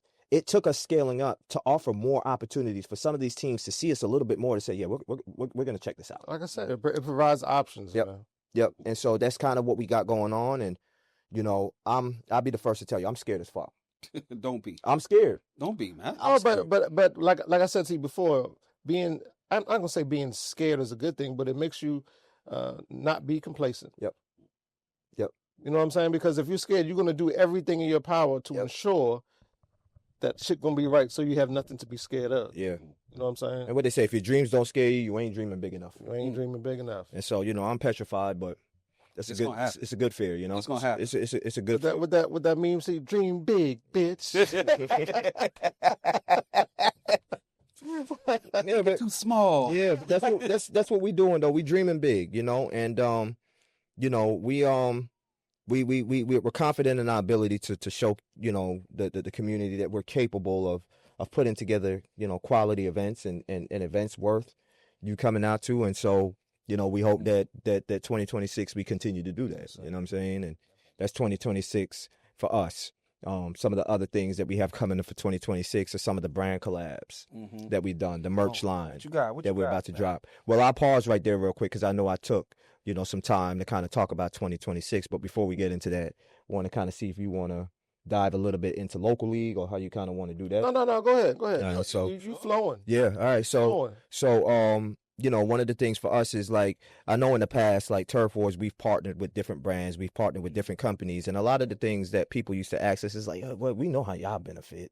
We know how TurfWars benefits because they probably paying y'all or y'all making money off of this, right? But how do the players benefit? And so it always kind of stuck in my mind, like, okay, any partnership that we do has to be solution-based. And what I mean by that, it has to offer a solution to the athlete, to the players, not just benefit TurfWars or not just benefit the brand that we're collaborating with. And so we were actually able to do our first brand collab with a dope company called Salt Athletic, right? And Salt Athletic, this is absolutely amazing, right? They make these cleat bags, right, for your cleats. They kind of look a lot like what you would expect a drawstring bag to look like, but these are much more heavy duty, right? But where we consider this being solution based is that these specific bags, they were made with the type of technology to block odor and block smell. Right, so like we know a lot of y'all players when y'all travel, y'all package y'all put your luggage, you put your drawers, you put your cleats, you put all that shit in the same luggage with your meet and greet clothes, right? And then you come to the meet and greet smelling like feet, right? And so for these bags right here, Salt Athletic, we were able to partner with them and do a partnership deal where we're now providing these bags to the players that they're, durable bags, built with technology to block odor. You slip your cleats right inside. It patches up real easy. You know what I'm saying? And it blocks odor. You know what I'm saying? So like even as we watch players when they finish up, whether you're done after pool play and you put your slides on, where y'all putting your cleats at? Right? So you got these right outside. Yeah, so you got these new bags, these Salt Athletic bags that now you can put your cleats inside pockets specifically for each cleat. And this is a solution-based partnership. The dopest part about it is it fits in any type of carry-on, any type of luggage that you're carrying, anything like that, right? So for us, the dopest part about it is these are the traditional bags right here, but we're going to be launching a co-branded line with the TurfWars logo and the Salt Athletic logo, and offering these exclusively to our players on our online store.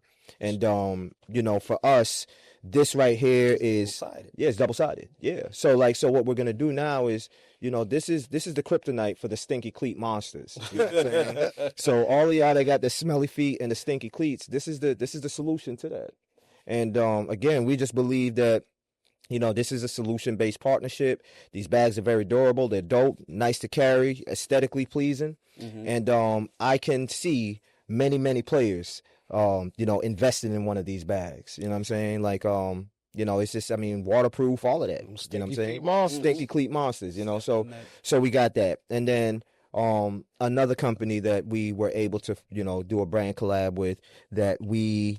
that's not the bag. So we, but it's dope duffel bag company. I'll hold off on the name right now. Want to make sure that we finish off everything that we need to. Make sure everything get cleared first. Make sure that we clear everything. But dope duffel bag company.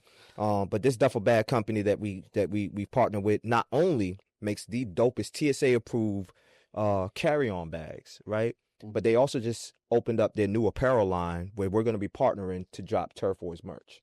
You know what I'm saying? And when I say TurfWars merch, I'm not talking cookie cutter designs where you take a TurfWars logo, slap it on a Gildan tee, and call it a day. Y'all see we on this podcast how we put this shit on? We like to dress nice. Our audience likes to dress nice. Yeah. And so the apparel line that we're releasing is going to channel who we are as an organization. Nice clothes, quality, comfort, and looks nice. Apparel that you don't even got to be in the kickball space to say, hey, that's dope. I want to wear that shit. Yeah. You know what I'm saying? And so we're dropping the apparel line. It's going to be exclusive on our merch store online, and it's going to be available at tournaments. We're going to have a store at the tournaments where you can cop merch. Merch store. You know what I'm saying? We might mess around and do quarter zips. Who knows? That's the new wave. Yeah, but as we go back and we talk a little bit about the duffel bag too, is the duffel bag it fits everything in there, man. I just now bought half my house to the studio with this duffel bag. Where you talk about cords, cords, everything, computer, tablet, everything, right? It's in these duffel bags, but they again, carry on. You can carry them on. And the reason why this is solution-based is because obviously y'all heard as many tournaments as we're hosting this year. Right. We're hosting a lot of fucking tournaments. Right. That's a lot of traveling. That's Exactly. a lot of flights, right? Well, if we have carry-on bags, we save money in baggage fees, right? And so essentially those bags are now going to be paying for themselves. And you're going to be saving money in that space too. And so that's a solution-based partnership that we looked at, that we said, okay, this makes sense. Not only that. How does that help me? So not only that, these bags are also going to be customizable. Going to have the TurfWars logo, dope, right there on the side, but team patches and things can they can add it to bags. It's custom made Yeah, bags. and it's your team colors too, Yeah. right? So like GP, he likes to hot pink is his color, you know. So his team, you get Everybody can't pull that off. you get the hot pink. Everybody can't pull that off. You get the hot pink bag, and you get that, and you know, so hot pink bag. yeah, and so those are some of the partnerships, the brand collabs that we have. Stay tuned for more. Okay. You know, because again, I keep using the term, but solution-based partnerships is really what we're focused on offering to our athletes in 2026 and beyond, and we're gonna keep finding ways to do that. Yeah. All right. And that's that, man. Oh, that's what's up. Yeah. So I got 26 in a What was nutshell. that? Is it going to be anything like that? Good looking apparel line. Nah, man. You know, good Looking looking. good. You know, good looking. Good looking, man. You know, that was something That was dope. That was something that I just kind of played around with the idea with. You know what I'm saying? Is you know, I had a heat press machine, and you know, I did things the wrong way. Apparently, it was a great idea. It's a great idea. Yeah. You know, I came up with the slogan, and it was more than just good looking. The word looking, King, was emphasized. So King was in all caps, and King had the crown over the king, and it was good looking, and I get it. So it'd be like, it's play on words. Play on words. It was almost like Double entendre. yeah, double entendre type shit, you know, and it was dope. He was in your bag. I was in my bag on that one. I and still got my shirt. it was dope. It was a dope look, and we may come back out with it. You never know. Just to but it was short lived. I'll say that. You know, we didn't really kind of do our due diligence in making sure that we protected that, and it is what it is with that, and we kind of stepped back away from the idea a little bit, but hey, listen, better opportunities are now presenting themselves. Absolutely. We got an apparel line that we're about to drop. That might come back as a feature. It might come back as a feature for sure. So yeah, we got that, and so just really excited about that, man. To be honest with you, just our trajectory and where we're going. Yeah, man. So that's we're I think we're in a very unique space. We're entering uncharted waters, and again, while it's scary, we have the utmost confidence in our ability to execute what we're envisioning. Absolutely. Yeah. So absolutely. Yeah. I'm ready, man. I'm ready, man. I'm ready. I'm looking forward to these new cities and all that. Too. I think what I like about our industry with kickball is that it's so many different ways you can think outside the box and add on to it to make it different, so everything doesn't look the same all the time. Right. And I think that a lot of us has done a very good job at adding extra to it. Yeah. Like you said, I think you said as far as your meet and greets, you're just going to be more intentional about having more engagement, Adam, versus, you know what I'm saying, just the regular ones that's been going forward. Right. Or just having a meet and greet to say you have a meet and greet without some context to them. Yeah, and I think what you said, Pop Smoke, is what Pop Stroke. Pop Stroke. Yeah. Pop Stroke is the one that we're heading in the right direction. Yeah, and I mean, I think we learned a lot from some of the meet and greets that we've done in the past that was very just kind of like low vibration type meet and greets. Like people are there, they're kind of standing around, and everybody's kind of people watching, and it's kind of like, man, this doesn't really help in terms of the experience from start to finish. And you got people traveling from all over the country, and while they're coming to play kickball, they may be coming to the city for the first time, and they want to meet people. They want to have a good time. They want to go out and, see nice things and all of that. And so why we weren't channeling as much energy into that component of the experience is beyond me, So like going into 2026 is like, hey, listen, it starts well before the first pitches roll. Right. And so, how do we make sure that the experience is felt from the time they step off that airplane to the time that they walk through the security checkpoint as they're heading back home. And And that's our focal point is. So that's really kind of what we're going to lock in on and make sure that you see a lot of in 2026. And so we even have a team just for meet and greets, just to focus on, hey, like, how can we make this more engaging, more fun, you know, and all of the different things that we have into that, you know. And so, yeah. It's crazy to say that, man. Knowing where we came from. Yeah. To say, I got a team for DMs, comments, and meet and greets. Yeah. I mean, but, you know, it's just a natural part of the joke. What it is, people really don't understand how demanding that social media shit is. You think it's just posted one time a week or one time a day.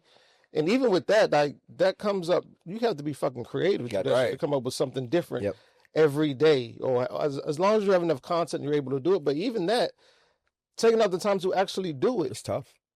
When there's just one person doing it, man, you just get overwhelmed. I'm like, man, fuck that shit. It's tough, man. It's tough. It's a full-time job. Because a lot of times I think people, you have to take your personal self out of it. You don't want to come across as I'm posting too much, but when in reality, you're posting for your business, for your business to be out there, to be seen, so people can pay attention and take part. Right. So, you know, that's almost like with emails. I ain't gonna send another email. I don't want nobody to think I'm sweating. Right. But it's an email blast. That's what it's for. Right. You send you emails to provide information so you can't overlook it. And if you do overlook it, you can't say you didn't get it from us. We sent it to you. Yeah. And so number of times. Right. And so that's just kind of, you know, that's kind of, it is fundamental. A lot of people don't do it. They don't do that. A lot of people can't. And then you can post all the information. They're still gonna ask you the same question. It's a full-time job, man. You know, it's a full-time job, and not to kill. You know, as you're hosting more events, 8 events, and you got to focus on like seeing those events through and making sure that you do all of that. Like, that takes away from your ability, even if you wanted to post on social media like that, right? Because it's time consuming, man. It take a lot of time, take a lot of energy, and you said something that's key.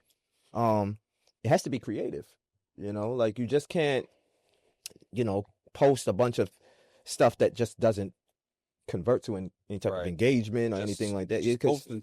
It's wasted time. And so, you know, it's there's a method to the madness for sure. And we've been blessed. It's always a method to the madness. And one thing that I loathe, I can't stand for somebody just to do something just to be fucking doing it. With no insight or research behind it. You know what I'm saying?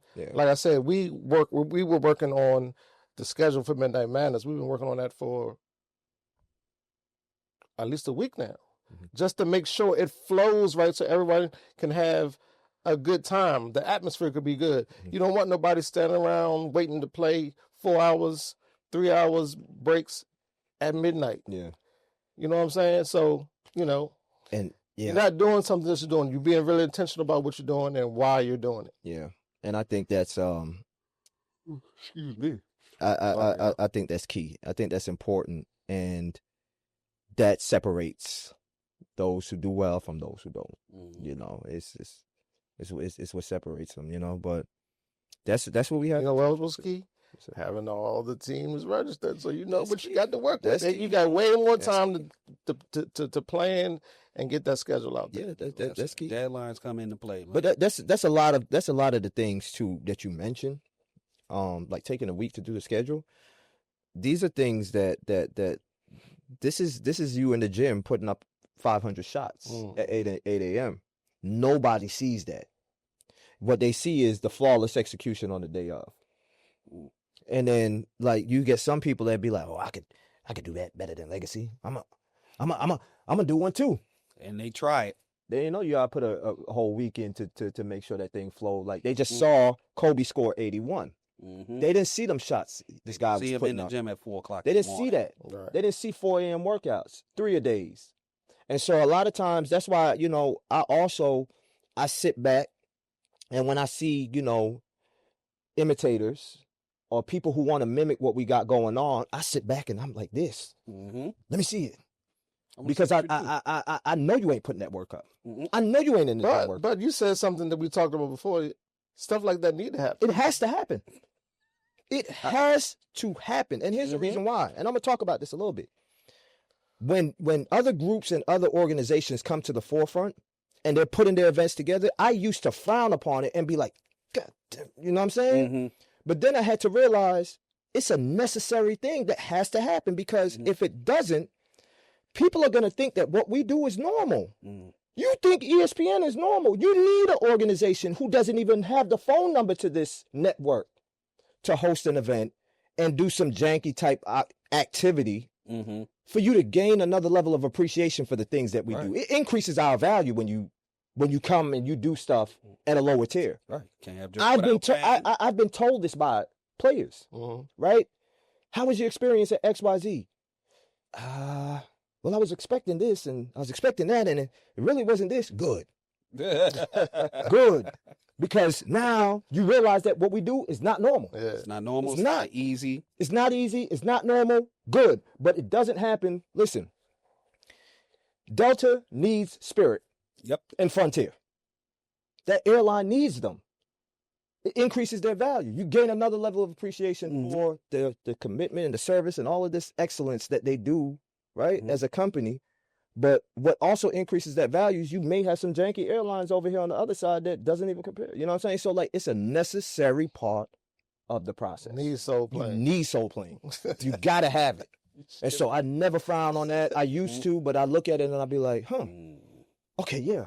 You know, even so much so to the point where I remember at one point, I was about to, like, you know, one of these people, they came out and they was like, hey, we're going to do an event. And their event so happily was going to coincide with traditionally when we do our events. And I was like, well, you know, who are they? I'm still doing my weekend anyway. And I was advised, stand down, back off the date, let them get it. Don't give them an excuse as to why it never happened. Right. So I backed off the date. I sat back and looked at it. Never happened. Event didn't even happen. Couldn't blame us. We didn't have that date. We didn't have it. So, you know, but, you know, it's things like that, like it has to happen. You know, we get so overprotective of the community that we serve because we know how much work we put in. We know how much we understand our players. We understand their journey to get to a Call of the Elite. We know this, right? If Kenny says that he's going to Call of the Elite, he has to take PTO. If you got kids, you got to find a babysitter, right? You got to buy a flight, which costs money, right? You got to find a hotel, right? You got to get a rental. You got to pay for registration. When you get there, you got to probably eat. You got to drink. There's a lot invested into going into a legacy tournament. The least y'all could do is have the damn tournament and give him a reason to be down there. Right. And to appreciate it. Yeah. And once you, if he understands what you had to go through to get there, he's not going to drop the ball. Nope. Him or Tasha. They're going to make sure that when you get there, it was worth every penny. And until you understand that, and you understand that to the highest level, you know what I'm saying? You always going to be behind. You always going to be behind. So understanding what those players have to go through to get to where you're at. And that's the reason why, in a lot of cases, for these players, it's not about the money. Because all these things that I mentioned, no cash prize can reimburse them. No. It can't. No. They love it. Nobody's playing kickball to pay rent or, you know what I'm saying? So, you know what I'm saying, to actually live off of. I mean, it's an expensive hobby, but it has great reward. Right. It does. And so, you know, so my bad. So just knowing that, understanding that, I think it puts another level of, I don't want to say pressure, but importance into what we do and these experiences that we create, man. Yeah. You know, I think it all started, especially like for myself. I went from a player to a coach to running the league. All three factors, because I started coaching, how I felt as a player. Right. Then I started running the league based off how I felt as a coach. Right. What type of organization would I want to put my team in? Right. So it gave us all type of perspective on how we run our shit. Yeah. You know, it's and for me too, that's kind of how I came into this thing. I came in player first. Black Mambas. We don't got enough time to talk. God damn! I just knew we was going. No. We just gotta at least mention them. We just gotta at least mention them one time. That's dope. Okay. That's fucked up, man. That's fucked up. Oh, that's fucked up. Yeah, all right, so anybody watching this podcast, so like the word dope that was our key trigger words to wrap it up. Right? So we said coming into this podcast, if we say, oh, that's dope, that means whatever you're talking about, wrap it up. So we just mentioned Black Mamas. We said it one time. One time, man. All right. So we're done. We gotta wrap up though. Yeah, we definitely gotta wrap it up. We have to wrap up. How you want to close this thing out, man? I'm just gonna do it real quick, and then I'll give you. Look, I just want to thank everybody who tuned in, who viewed, and checked us out on this podcast.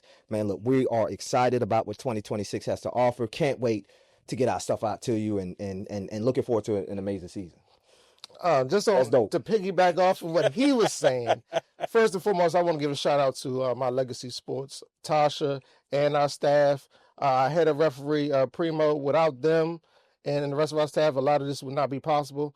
Again, I just end up being the face, which is good and bad because I get the credit, but I get the blame too. So without them, we'd be nothing. So I just want to give a shout out to y'all, and we appreciate all the people who came out to support Legacy Sports and all the Call to Elite.